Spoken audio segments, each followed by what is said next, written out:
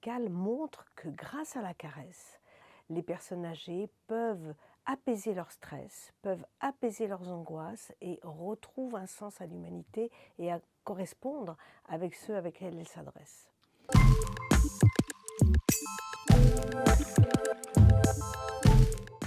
Moi, je suis psychiatre, donc je suis appelée pour toutes les personnes qui dérangent, qui crient, qui se plaignent. Et il suffit de m'approcher et de juste caresser le revers de leurs mains, l'avant-bras ou la joue ou un front brûlant de fièvre.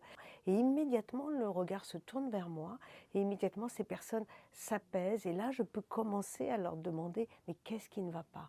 Parlez-moi de vous. »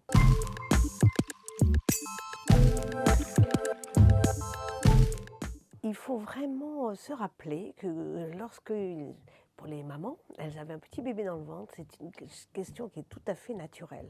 Donc naturellement, il faut aller caresser vos proches quand c'est une famille, hein, ça c'est très facile à faire. C'est ancestral ce geste, il est gratuit et on se décentre un peu de soi et on recontacte avec l'humanité du monde qui est extrêmement difficile en ce moment.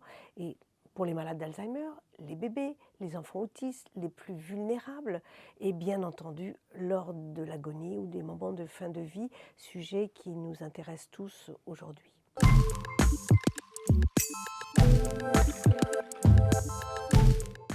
En osant cette caresse que j'appelle caresse empathique, parce qu'elle se décentre de soi-même pour proposer quelque chose à quelqu'un qui n'attend plus rien ou qui attend de mourir parfois dans d'atroces souffrances, eh bien l'oser, c'est encore une fois gratuit, ça ne demande rien.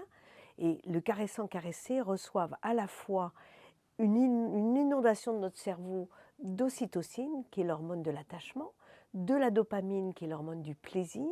Tout de suite, l'axe du corticotrope s'apaise, c'est-à-dire l'axe du stress.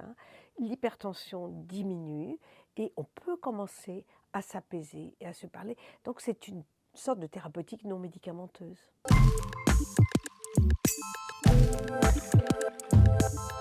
Alors le toucher empathique, ou le toucher massage s'enseigne dans certaines écoles d'infirmières, mais en général c'est réservé à une partie du corps. La caresse touche l'être humain, touche le cœur de l'être humain. Et quand on le fait avec cœur, ça va bien plus loin que de toucher. La caresse, c'est avec tact, avec vraiment cette empathie où on ose, on propose et en général la personne accepte. La plupart du temps, il y a des gens qui n'aiment pas être touchés. Bon, eh bien on diffère, on peut caresser avec une musique, avec un parfum, avec tous les autres sens et on va utiliser les autres sens. Il y a des gens qui ont peur hein, justement de se toucher. Hein. Eh bien on peut utiliser d'autres voies sensorielles.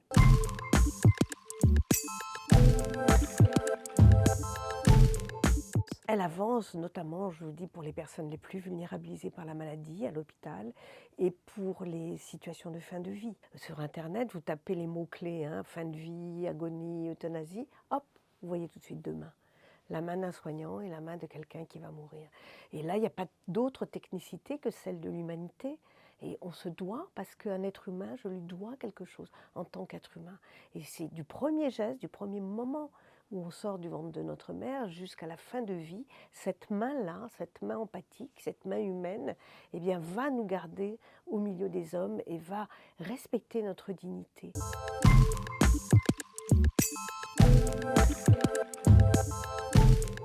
Pas toujours, vous savez qu'il manque encore beaucoup au niveau des soins palliatifs en France, malheureusement. Et ce qu'il nous faut, c'est des humains, pas des robots.